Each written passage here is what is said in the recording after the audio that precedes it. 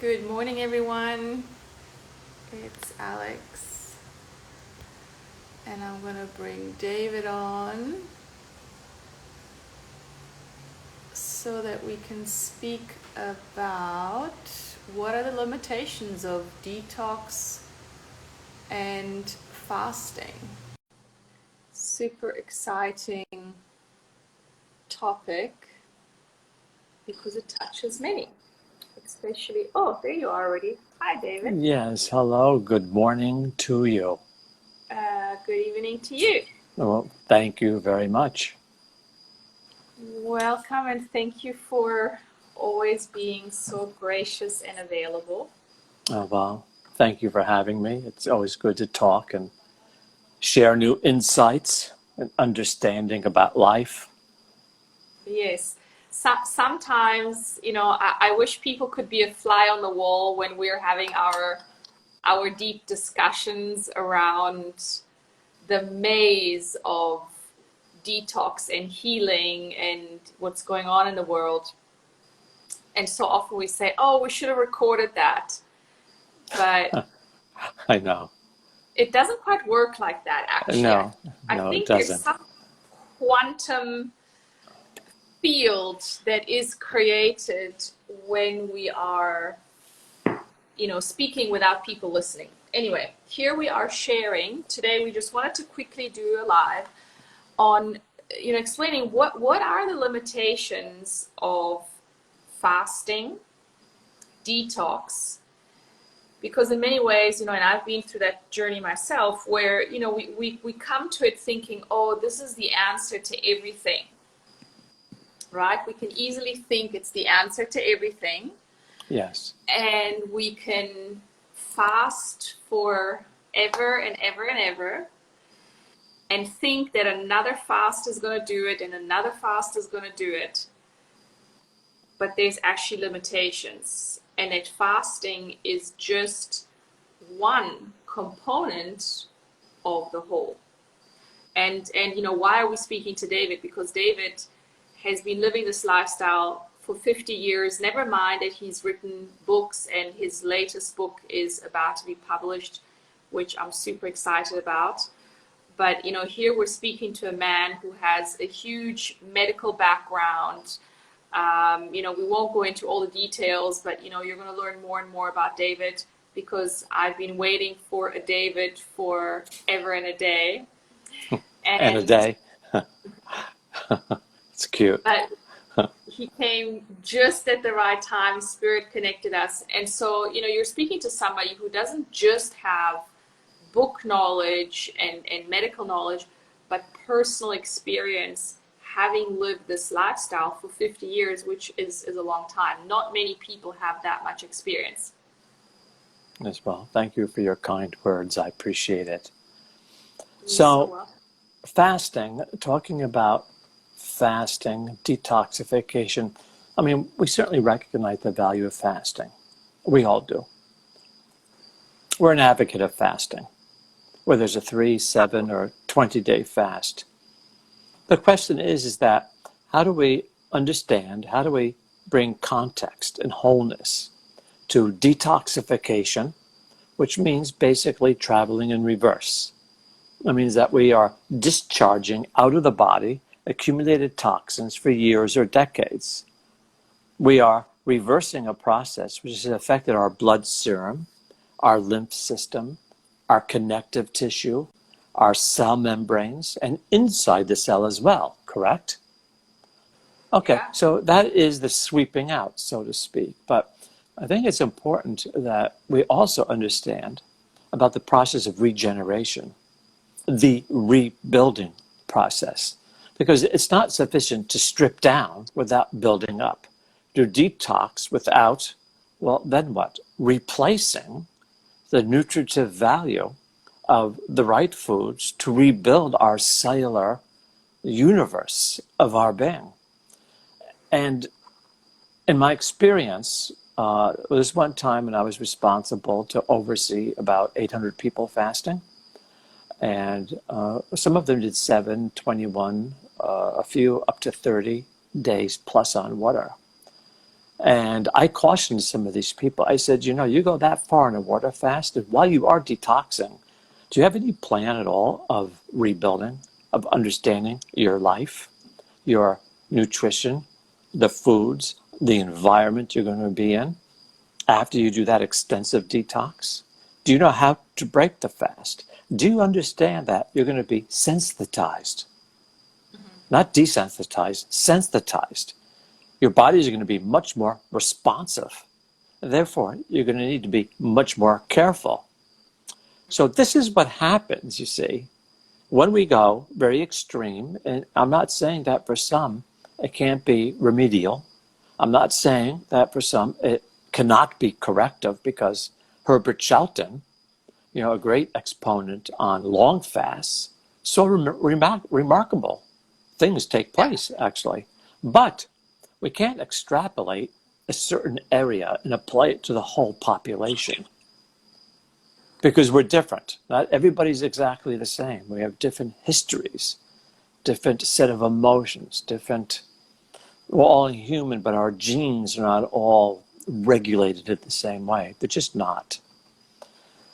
So when people come off of, in my experience, in retrospect, looking back over all these years, when people come off this long detox, that they often have a problem.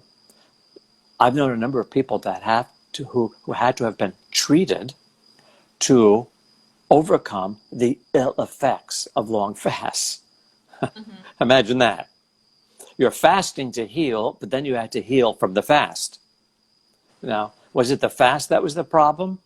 Not necessarily. It was the length of the fast and the lack of understanding of transitioning back into life with the proper diet to reconstruct and to rebuild the body. So you see, these two halves have to be woven together. Yes. And I think what we tend to forget, especially when we don't have enough experience and when we're just reading the old textbooks of, the so-called masters of detoxification,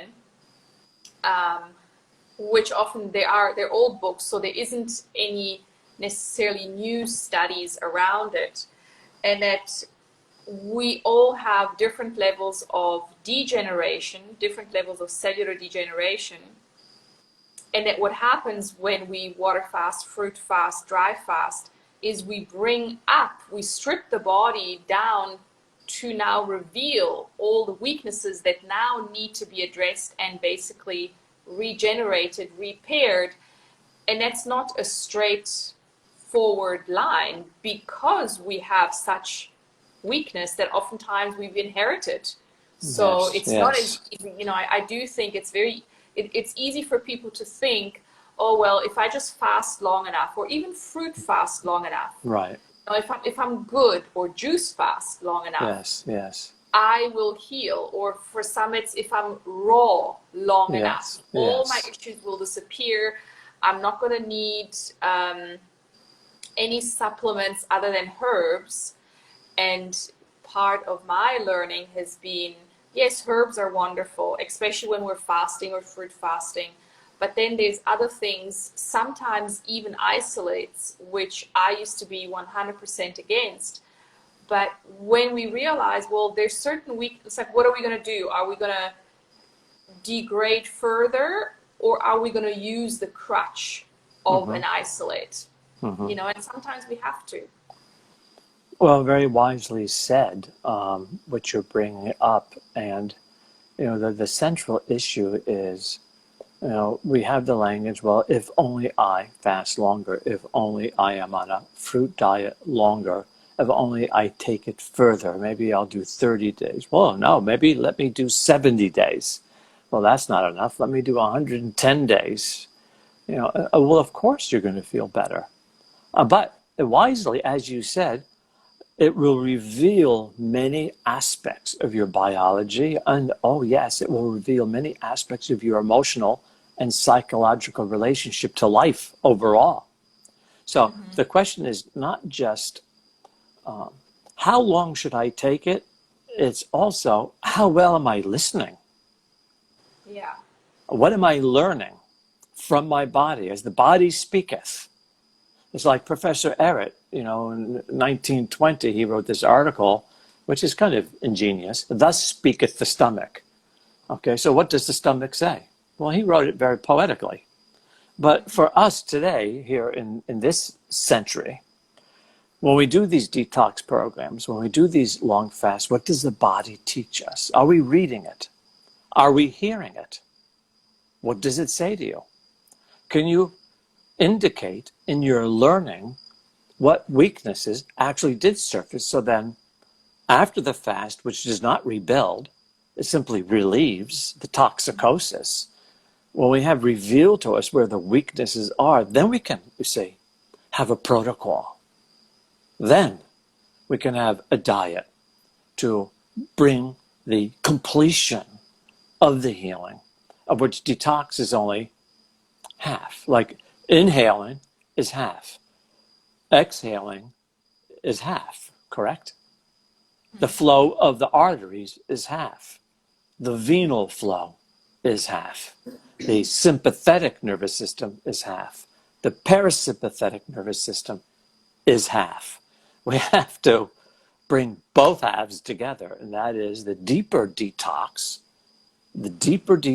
matched with the balanced regenerative nutritional aspects. It's like you and I often discuss, right? Let's not leave out, well, by the way, did I learn anything in this 810-day fast about myself? Did I learn anything about my emotions, who I am or who I'm not? Or did I just, this is very important because, you and I, we've discussed the power of our emotional relationship to foods. Foods are very symbolic of our earth walk. It's primal. It's primal, and it has a message. And sometimes we misuse foods as a narcotic, don't we? So this needs to change during the fast, correct? Absolutely. Or also we can disengage from the food world, which I've done that as well. I've done both. Disengage completely from the food world and sort of, get into a state where we think, oh, well, we can almost be breatharian, or we can almost just live on juice alone. Yeah. But it's actually a rejection of life and its supportive forces. Yeah. Because we all come here again with certain weaknesses that we're here to learn to overcome or strengthen and integrate. Yeah. And if we're not willing to take what is necessary from nature for us to become whole, it's a negating relationship with life. Yes, I've talked to a number of people that say, I just wish I didn't have a body. Can't I just be a spirit? I wish I could just be an angel. I said, well, maybe you should try being vapor, But vapor comes from water, so it was once on the earth. So whatever illusions you have of wanting to disassociate from your body, it's not going to happen. As a matter of fact, there's something very beautiful about being on earth. And that is, with our 5 physical senses, we have texture, tone, depth, smell, auditory. We have a terrain which challenges us. And the challenge of the terrain of walking on earth actually is constantly deepening our soul. So, you sweat, you're cold, you go to the bathroom, your stomach doesn't feel right. You have to wash and shower, you have to clip your nails, you have to wash dirt off your feet and off your hands, you have to wash the sweat off of your face. This is all gutsy stuff, but this gutsy stuff is part of being human. We're in shall we say, we should be in a symbiotic relationship with the earth and creation. But we've become so synthetic that walk in the dirt, people don't even walk on grass anymore. They stroll across the concrete with rubber soles on, not feeling what the earth walk really is. So the school of earth, we're in an academy here, the Academy of Planet Earth.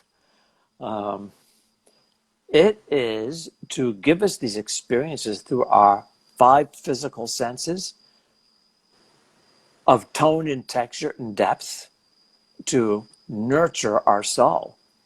That's what it's about. So when we graduate out of our body, then we'll be something.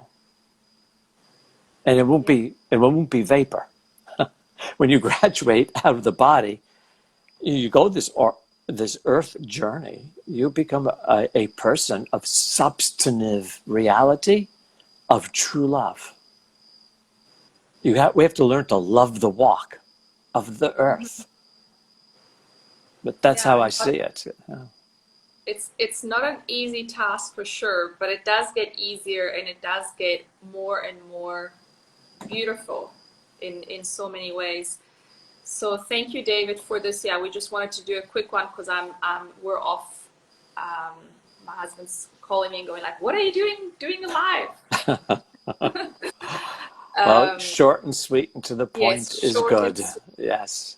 And for those listening or for those that will be listening, these are the things that you're going to be learning about in the group coaching container that we've created, Roots and Wings. So we need to be rooted in our life, in our body as it is, so that we can integrate and learn how to have true health, true wings, and fly towards our destiny, but in a grounded way. So sending you all my love. Thank you so much, David. We'll be back soon. You're most welcome. You're most welcome. Thank you. Thank you. Bye. Bye, everyone. Oh, what did I do now? Oh, I need to. Okay, got it.